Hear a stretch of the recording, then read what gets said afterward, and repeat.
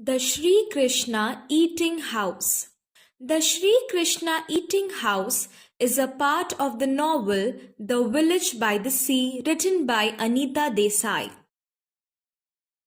He would have had to remain silent if the man in the shop next door had not proved friendlier.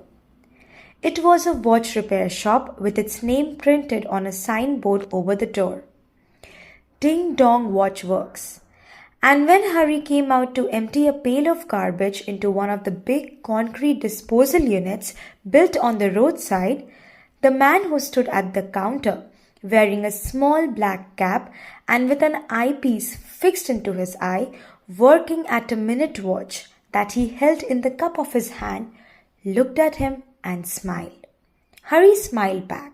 The old man looked so much like Sayyid Ali, the man who had spoken so well at the meeting by the black horse, that Hari instantly felt here was another fine and impressive man whom he could trust, and who would understand him and try to help him.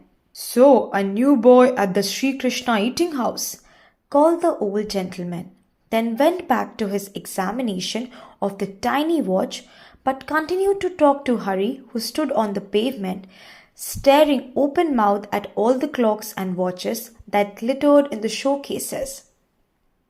"New to the city?" he asked in the high-pitched, rather cracked and greedy voice. Hari nodded yes. "Where do you come from? Jaggu's village?"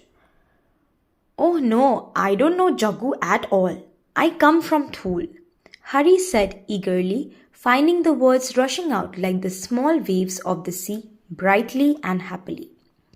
"It was the watchman of a big building on a hill who brought me here to eat, and I have stayed to work. Other people have come to Jaggu for help." The old man nodded, poking about the watch mechanism with a long, fine needle.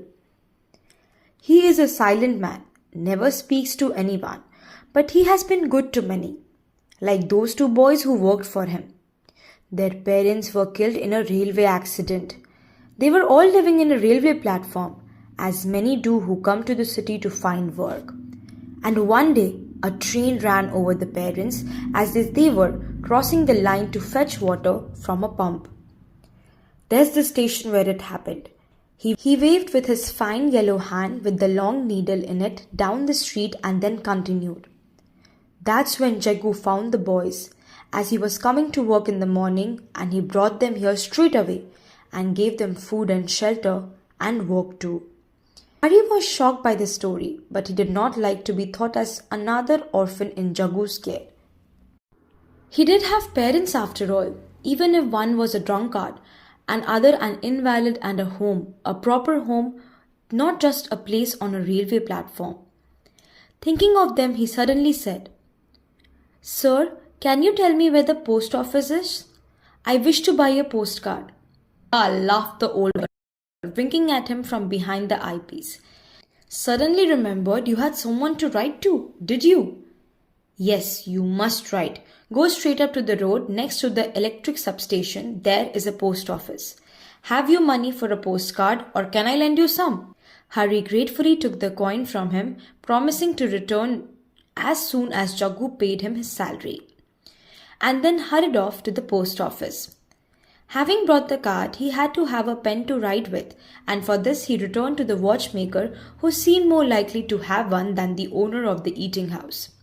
This was in the middle of the sweltering afternoon, when there was no one in the shop, and even the two orphans had fallen asleep under the table from heat and exhaustion. Hari sat on the steps of the Ding Dong Watch Works and carefully had written before the two boys woke up with a ballpoint pen that the old watchmaker had lent him.